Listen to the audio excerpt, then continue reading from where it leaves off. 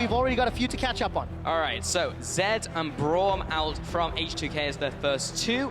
And that was the same in the first picks and bans, but they banned the Braum first, so I don't know if there's anything there. And Nidalee and Lucian were the same from Fnatic, so not really changing anything up in the ban so far. I want to see if the priority changes, because last time, remember, H2K heavily prioritized Jankos and his picks. No changes yet with the Alistar. If the Twisted Fate gets banned once more, and it does, that is 7 games out of 7 playoff performances that Ryu has not had access to Twisted Fate. He must be tearing up scrims with that champion. Yeah, it's one of those interesting picks where we've seen Ryu playing it kind of last year, I believe it was. There was that one game where we saw him just go in and blow Fox up when Fox was playing the Victor and trade 1-for-1, but certainly has not been the highest priority pick for the regular split for H2K either. And no changes here. Kindred lock in relatively quickly on the side of H2K. I mean, technically, they were in the lead. Technically, they had a lot of objectives. It wasn't a great lead, but if their playstyle could change in game with the same picks, maybe they can get more out of it. And that's the thing, you know, I was kind of joking around about are they going to give the Ekko. I still think it works for H2K to take the Kindred because we spoke about how their early game was so good. They need to focus on how they close out the game because that has been the difficulty for them, going to the wrong place on the map. We'll take a look at this one. It's Ekko and Trundle again. So we literally have the same champion select from last game. And you're right. I mean, Fnatic didn't really need to change anything. They won the game. H2K, they were winning the game up until they lost. Right, this guy, right? So maybe they just need to execute that late game a little bit better or just be more aggressive in the early game because they have the champions that could do it. Yeah, and of course, team fight decisions, right? Committing to the engage, trying to lock down Spirit on that Graves, who was super tanky. Right, 30 seconds on the clock. If we go by game 1, Thresh, Maokai. Though I don't think the Thresh was as pivotal, I think the Maokai was still okay. I think at that point then, if you can substitute out, perhaps look for the Civet. I know Febiven didn't have the best performance on it. It was a pick that we were talking about how we didn't really want to see H2K play it, but it does make team fighting a whole lot easier. Kalista has the same kind of, you know, factor in the team fighting with her ultimate as well. So they're going to stick with what worked for them and maybe look for a different set of solo lanes. This is an earlier pick though. Last time they picked up the Maokai and the Thresh, but they will pick up the Thresh as well. So now waiting for the next 2 picks from Fnatic. But in this situation, H2K have good options available. They could go Lissandra here out of the middle lane and maybe look for the Maokai again. There wouldn't be too much in any problematic way of doing that. And can you think of much better team fighting out of the top of mid laner when you look at like Maokai, Lissandra, pair it with a Kalista? Well, yeah, the theory's good, but the double teleports weren't used at all. With the Ryze and the Maokai, like for 35 minutes, it didn't get used. The first time they did, H2K lost the game. So that's true. I need to see H2K change their mindset and their decision-making in game to make it work. The other thing is there are fairly few matchups for the Lissandra. Actually, then for Fnatic to pick into it, they could look for one of the other matchups they played. Actually, is this just going to be a repeat? This could just be the Azir again. Same lineup, the Ryze and the Maokai going into the top lane. You raised a really good point, Trevor. Talking about the mentality of the team, Alan's desk was saying that H2K is a team who can tilt real hard, and we saw it in their last series. The later the series went on, they was making bad decisions, so they can't let that happen to them in this arena. No, they absolutely cannot. And if this bird gets locked in, Fnatic and H2K have just gone... Remake! Let's do it again, and let's just see if decisions can be altered. It is very, very rare that 2 teams will face off with exactly the same compositions back-to-back. Yeah, exactly, because now we're in a situation where do we see Fnatic lock themselves once again into a 2 versus 2 and end up getting pushed in a lot on that? You know, if that happens, it's on H2K to go, okay, well, we've won the 2v2. Let's now transition that into a push on the bottom side of the map and try and get some more objectives, because it looks like we are in for an exact copy of the last game's champion select, and it's locked. It's Groundhog's Day, ladies and gentlemen. We'll see if there's any changes on this day. It's a funny-looking groundhog. It is a funny-looking groundhog, and last game it was very interesting because the deep vision was not particularly deep from either squad, and the lane swap, I think, initiated by Fnatic, reactively swapped by H2K to make it Australia lane, so to speak. And it was H2K that came out ahead early, at least in that lane, but the other 2, Febiven and Gamsu had a very good start. Yeah, and I saw a lot of people commenting on the Ryze, the Azir, the scalings on both sides. I think it was Yamato Cannon in the break was kind of tweeting that, you know, don't be deceived by Ryze's normal scaling in the matchup. In this case, Azir is just going to burst through him. So we have to watch out for the later this game goes. H2K maybe can't put quite as much behind Ryu, but you've always got that potency in a team fight. If you get the freedom, put the damage down from a Ryze, you're still that machine gun caster. The discussion, though, was also that Ryze still has a really good early game and mid game against Azir. And also from the analyst desk, they were saying that maybe you just need to speed up the game against Fnatic. You can't let them scale up and then take a team fight against you, especially when you're H2K and one of your biggest weaknesses is team fighting. So in this game, I would like to see H2K just go balls to the wall and go ham. They've got 2 teleports, they've got point and click CC, they've got a Thresh for safety. The tools are there. Let's find out if they can use them. It is the same comps again. The fan vote was in favor of Fnatic earlier today. You know how this works. Yeah, it's H2K. What? H2K win is the hashtag if you want them to take it. Hashtag FNC win if you think Fnatic, with one of their members on home turf, can lock in a second win. The pivotal member on home turf as Febiven led Fnatic to a Game 1 win in the series. We're loading up onto the Rift for game number 2.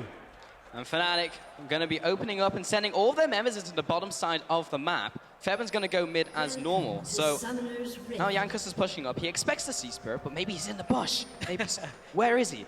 And now they're closing in on Ryu. There's the pillar, actually. Oh, let's see if it's going to lock him down. That's the real problem. He skilled it. Going to come in and gets the club and a shot. Damage advantage Fnatic. They're in the lead. All right. Standard Saturday night then, Trev. There we go. There we go. DPM is off the charts in the early game. I'd actually have to find out if Klaj landed that auto attack, because by about 25 minutes in the last game, he'd only dealt 350 damage to champions. So it's not a super pivotal stat, but it is a fact. Nice fact. Yeah.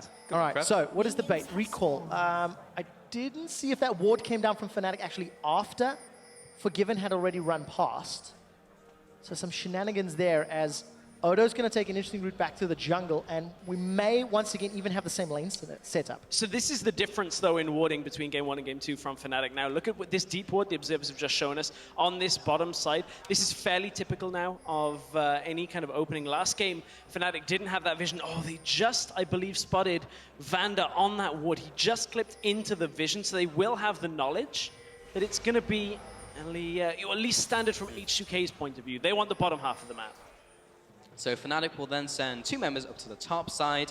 Now we get the double jungle from H2K. Okay, so everything as normal. So we will get this lane swap up now, and that's instigated from Fnatic. So trying to once again get to that point in the game where they can start team fighting. But it'll be interesting to see how a lane swap scenario goes for these 2 teams. Well, I've got to feel like it benefits Fnatic in this setup. We spoke about the 2v2 extensively in the last game, and you know how we expect Fnatic to be kind of broken apart by that, and Fnatic in the early game suffered.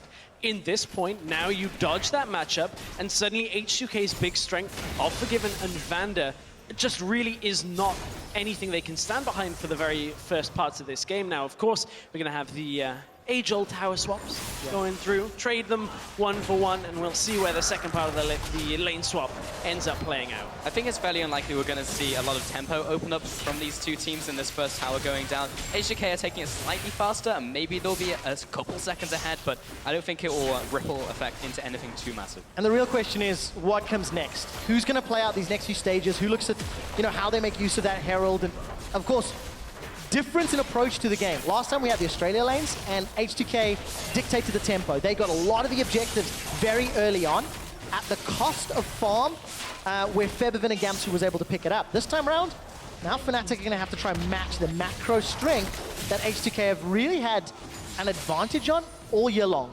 And also in that last game, because there was a situation where they were trading towers and Fnatic only took the top tower, and H2K, they took an inner turret, and H2K were gradually getting ahead from that. So if H2K can make something bigger happen from that, then that's maybe how they'll get into this game. Vander looking for a gank in the mid lane. It's going to go down to the hook, though. Hey, he gets the auto, lands the death sentence. Whoa. Very early cleanse from Febi. It's not the greatest cooldown, but a good aggressive play from Vander in a lane swap. Yeah, and look what, oh, hang on, Febiven has pushed up. I was about to say, look at how far Febiven has managed to get himself up in the lane, but in fact, he pinged out on Spirit as he was in vision. So one thing that H2K do pretty effectively is be one of the first teams to recall out from that, get Febiven up into the top lane to receive some of that farm. And that's one of the things that really went wrong last week for H2K, was they were putting Odoamne in that kind of situation and really punishing him because he was extending a little too far, got caught out, and H2K now dodge that kind of aggressive play. Spirit was looking for that gank. And the knock-on effect is that Vander can then go to other lanes and try and make plays happen, because you don't need a support holding the hand of the ADC to start farming in that lane. And I'm a little surprised that Febiven positioned near the wall, because it gives you two options when you go from literally just going down to a skill shot coming from your enemy. You always want to have open ground, so you have three choices, and you have to guess where they're going to dodge. Of course, that option was not given, so therefore Vander lands the first hook. Opposite into the Ignite once again. Double TP still available for H2K, and they've been on this top outer turret for a good 3-5 seconds longer than their opposite number. Catch a quick glimpse of Jankos securing a mark. And once again, H2K will still be ahead in the tempo, ahead in the lane swap game, as they will secure this, and they can peel back to the Heralds. It's about a quarter of the turret's health difference right now when you look at it. Also, Fnatic, they've got a bit of a deceptive push when you look at Ezreal's attack speed stacking up. He's also got the Essence Flux, can help out other people taking down that turret, but it still does go down in favor of H2K because of how early they put Febiven up there. Now H2K, obviously, it's their prerogative to take the Rift Herald right now, and Gamsu is just taking his time here, letting those minions die to the tower. Doing the best that he can, but Gamsu's already down 12 CS and a level to Odoamne. The tower should die very, very shortly. One last auto will just about do it. And it looks like that wave will be slowly pushing back towards Gamsu for the time being. But look at all support in the bottom lane. So H2K, again, still playing ahead, still already pushing Fnatic to be reactive. Yeah, and at that point you saw Gamsu have to concede a little bit of distance there. No ward was down to spot whether it was just Febiven or Febiven and the rest of H2K. There was a moment perhaps where it could have been a couple more members. And, you know, for Gamsu, he's like, I don't want to do a chachi here. I don't want to die. Just needlessly trying to become farm. a thing now. I'm sorry. But sorry. Kind of immortalized there, but Klaj and Rekkles hiding in this lower bush here. Maria's going to go down to ward, I think. So I don't think they'll be able to catch him. And Spirit's also waiting in the sidelines as well. Oh, this is going to turn into a surprise party by the looks of it. He's going to chase after it. Spirit has the ultimate. He's going to knock him into the rest of the team. Ryu's just going to go down. First blood over to Rekkles. Jankos is a little too late to show up. No lamp just by from Jankos, but he won't need it. Surprise! It's all of Fnatic in the middle lane at 6 minutes 50 into the game, and down goes Ryu at this point. Had just used his teleporter as well. Now he's got no flash. The same picks, the same bans, a different lane setup, and still first blood on the same man. Ryu gets shut down early. He's already behind in CS, and Fnatic put the pressure on. This was just a really good layer of CC, really making Ryu suffer. Yeah, suffer. Jankos didn't have his level 6 at this point, so pretty easy setup from Fnatic. They even brought Spirit back up in the topside jungle to just farm out because they didn't need him in that situation. So difficult for Ryu to do too much there. Pushed up a little too far, gets picked off by the Ezreal. Spirit getting caught out by Vander. The flay and the hook will land, dash away from Spirit, so he'll survive for now, and didn't even have to use flash, so actually not too bad for Spirit. Yeah, collateral damage helping out, put some distance away.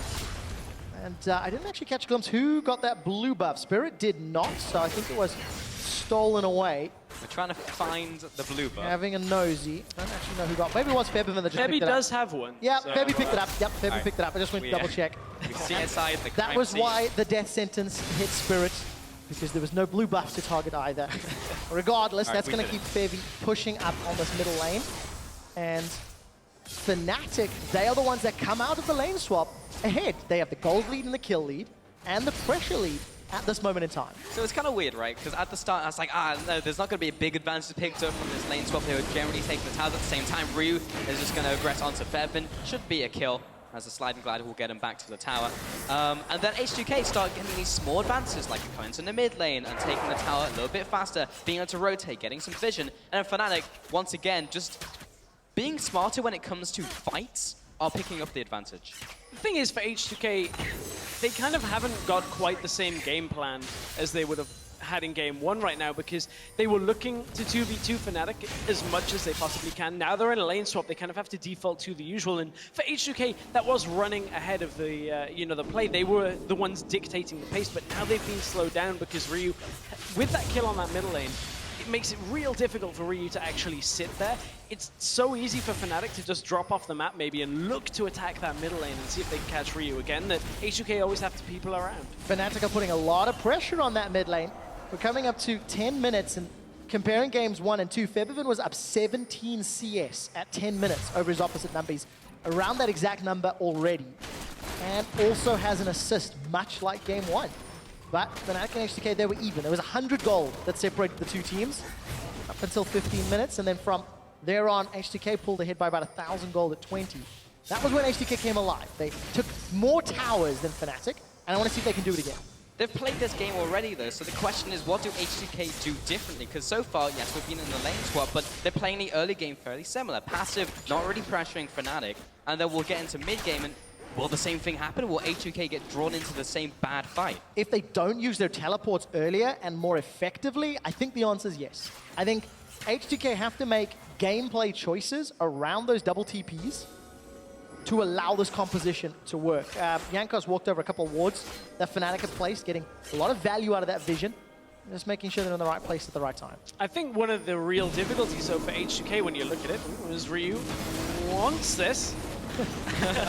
Just a little tap. He just was like, I have damage, beware. For H2K, they're running the likes of like a Maokai, a Kalista, a Thresh. These are picks that you can't really win the game without, cracking a few eggs and team fighting slightly. So they're looking for picks and some kind of skirmishes, but the problem is Fnatic were grouping very effectively when those fights kicked off.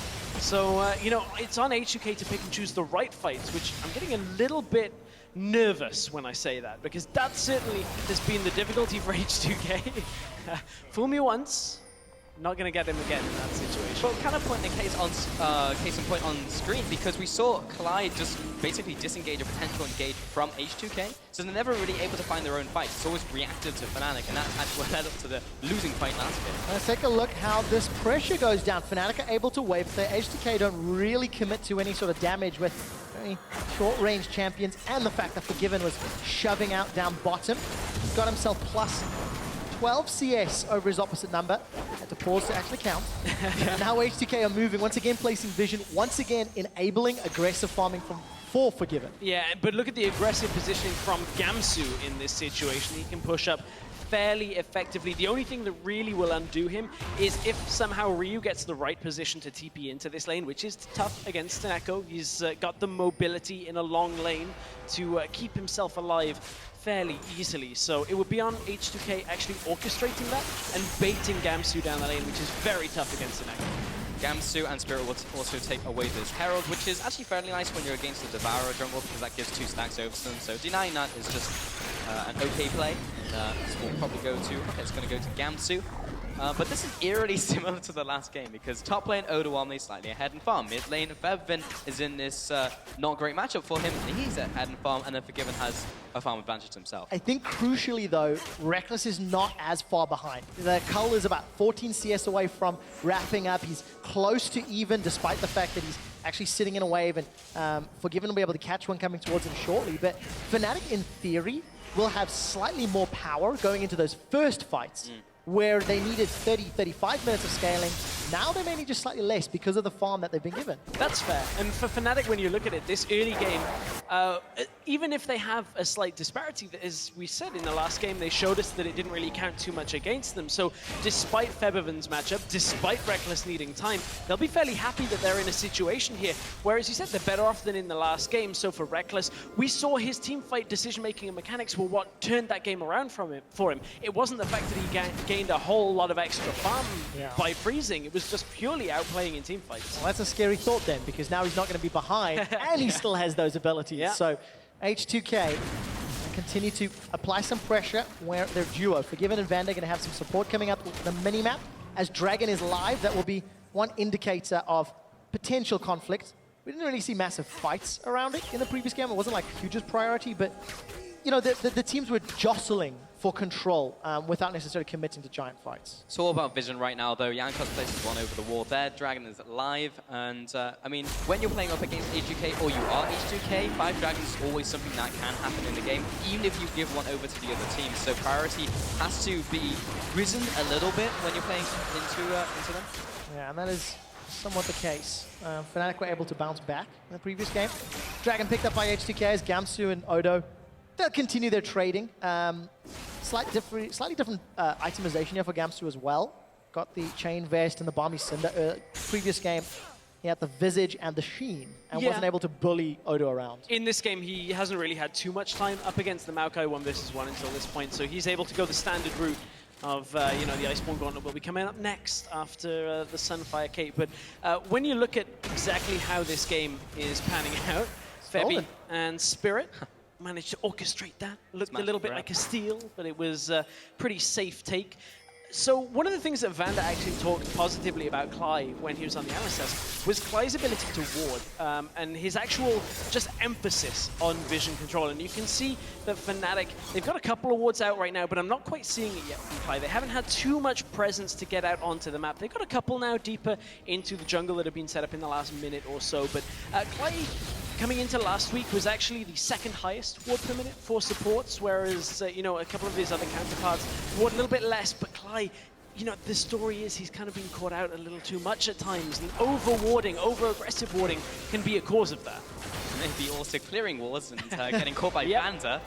There's a ward over the wall. Klaj knows there's someone there. Don't go for it. The tension was building. It really was. I was like, come on, the setup is just too good. Swing and a miss, you know, cast a curse, talking about warding, and then all of a sudden Vander's there. Although Vander's got a juicier target. He's looking for Rekkles, connects with the death sentence. Teleport comes down early from H2K. They're going to carry on chasing. Rekkles gets knocked up into the air. The support is there. It's Vander that secures the kill with the help of a box. And H2K get one on the board. It's a flash play forward. Flash play, and they won't be able to get any more onto Spirit. He also flashes away, and Febiven over the wall, commanding those soldiers to put some damage onto Ryu. That'll just be one kill over to H2K. It looked a little risky as Rekkles managed to create a lot of distance, but one of the problems that H2K have to deal with now is Gamsu pushing in the top lane. So this was the catch onto Rekkles. So immediate flash as soon as it's available from Rekkles into the Arcane Shift. And from here, look, teleport only just completes from Odo to get himself into the fight. So H2K didn't feel confident enough to just continue this fight at first, but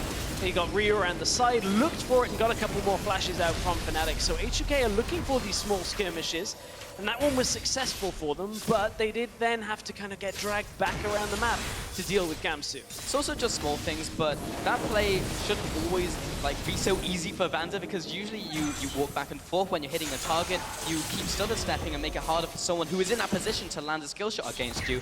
But Vander played it perfectly. He waited until Rekkles was going to be an auto attack animation, and even if he did decide to back off, he would hook him regardless. So it's small mechanical things like that which just separate the pros from everyone else. Yeah, very well played by H2K, and they're going to need more of those moments, more of those opportunities which really were not available or not taken from the previous game. He's going to run forward. Desperate power to clear out the wave. Looks way more menacing than it actually was. Not really desperate, is it? It's no. like overkill. Yeah, exactly. I want this. Right, Rift Herald will be challenged for because we are in Europe, and that's what these teams do. Rift Herald is secured by H2K, and they're chasing down Jankos. The Lambda Spy will buy some time, but here comes Febiven. Well, Febiven is incredibly low. He's going to be chased after. That's a 1-for-1 trade. Ryu is also caught out, and the jump into it from Spirit. Point-blank range. He'll take him out with a shotgun over the wall. The Vander will be Odoamne's savior. 2-for-1 to Fnatic. And at that point, Fnatic managed to, despite losing the Rift Herald, managed to take the fight again once they group around Spirit's damage. And Febiven tried to shuffle his way into the Lamb's Rest, but Odoamne, hooked by Gamsu. Gamsu dragged into the tower. He still has Chrono Break, and he'll have to use it there to get back to his team. Whew. Everything getting a little tense over the last minute or so here. Fnatic with a couple of picks. And they managed to put some pressure onto H2K. They are the ones in control, and another team fight around the Herald. Fnatic maybe reading H2K's priority on that objective. So Spirit didn't smite during that, couldn't get himself the steal. Febiven, so much damage came out here. He was just trying to edge around that Kindred ultimate. Ultimately fell, but look at the damage Spirit has right now. This is what we have become accustomed to seeing. That damage-focused jungler can really, you know, help bolster the team fighting presence of a team like that. And Spirit just comes out, end of the line, really chunks through H2K. Yeah, I think the real tragedy was no one picked up Doom Team. Yeah, yeah. The spike came out from Jankos and they couldn't get to it. Mid lane Febiven. Oh, the damage. I really underestimate the last overload coming out. It's just like chunks of like 20% of their health. And Febiven will walk back. He's good to go for now. Yeah, manages to survive the trade, and that's something Febiven did multiple times in the previous game, and was able to just farm his way up to an itemization point where it didn't matter. Jankos will almost catch Klaj out, and H2K are going to continue ward up, and look at Febiven. Febiven always has support from the rest of his team placing vision. Much better early game out of Fnatic, though, when you look at it. I mean, despite H2K getting the gold from Rift Herald here, that extra 250 that added to them, Fnatic still coming into this 20-minute mark ahead. Big departure from the last game. About 1,000 gold up for Fnatic. But look at what H2K is going to do in response to that. Push that bottom lane out. And that's one of the things we really didn't see H2K focusing on, was pushing down into the weaker points. This time, yes, Rekkles was there. It was going to be a 2 versus 2, but they brought the third person over in time for Dragon, push the tower, pull back for the Dragon. Then they may even look to cut across the mid. Depends on whether Fnatic choose to fight here or whether Fnatic put any resistance up. The timing is always so perfect from H2K, but Fnatic's just going to say, oh, stolen! I'll just steal it from you. Spirit will take that one away.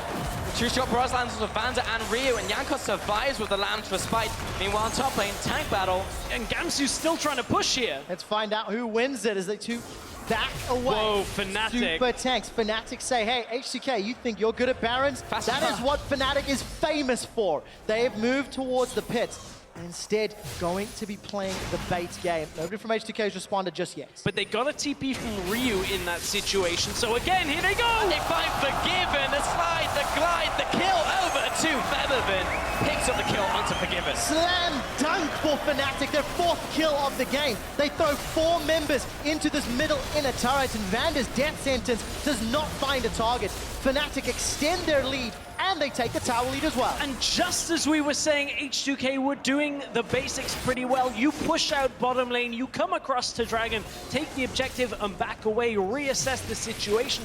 H2K get drawn into a situation where the communication maybe isn't quite on point. The Dragon gets stolen away, and then Fnatic managed to bait them back into the Baron pit and force a teleport out. The big question is this what Tilt is made of? That could be such a pivotal moment.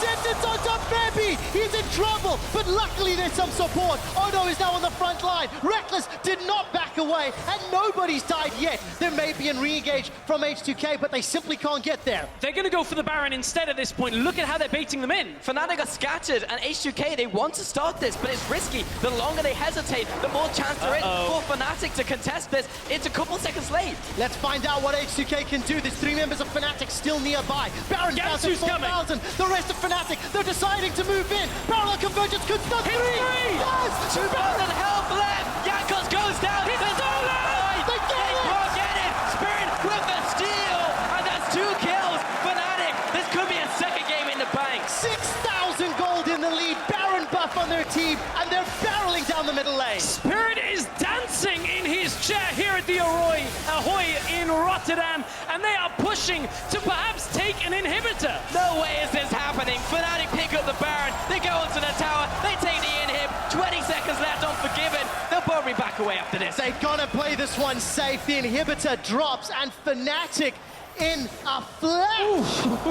As Rekkles gets away with his life, they take a commanding lead in Game 2 in this series. H2K are rolling the dice on objectives time and time again, and this time it is really going to punish them, because Fnatic, they came out of this game on the even point at 20. Fnatic are looking to maybe engage again. Jankos H2K, don't contest this. This is an inner turret. This could cost you the game if you go for this fight.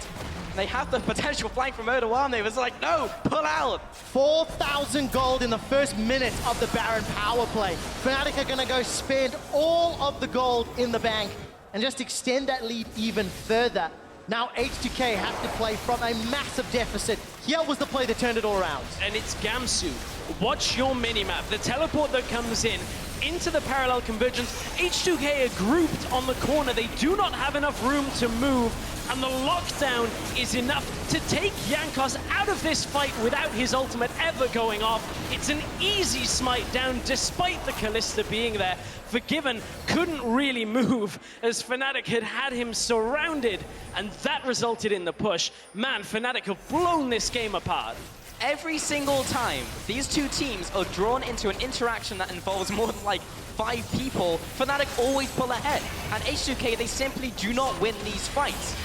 And H2K do not defend their tower either, opting to wait in the base. Super minions just about on the steps of H2K, and the rest of Fnatic, they're setting themselves up. Jankos is almost soloed by Spirit Alive. The Lance Spike goes down, and here's the fight! Well, I thought Spirit was caught, but maybe the entirety of H2K are caught. Febiven's dropping out. The true shot barrage from Rekkles. That's the double kill, and they will be cleaning up house. That's everyone going down from H2K. Ryu's the only one alive. Oh, not for much longer if Fnatic can stop him. Ryu makes it to the step, gets the fountain for help. Fnatic dive him, kill him, and Chrono break their way out. They turn their attention to the Nexus turret, and in 25 minutes, destroy H2K in the second game of the series.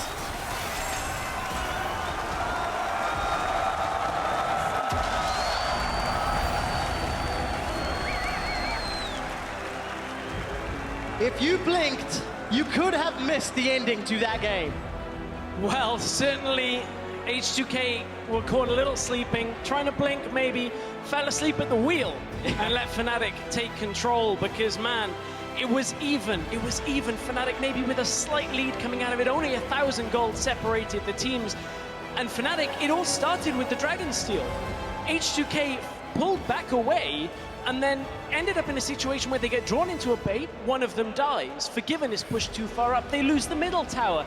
H2K think they've caught Febiven on the top side of the map, go aggressive, and get punished. They turn to the Baron and lose. Another game where we have the same picks, and it ends almost in the same way, where they go for a fight and just straight up lose. Now, they need to make a change in this series. They're one game away from losing this entire series, guys. And look at the guys on screen.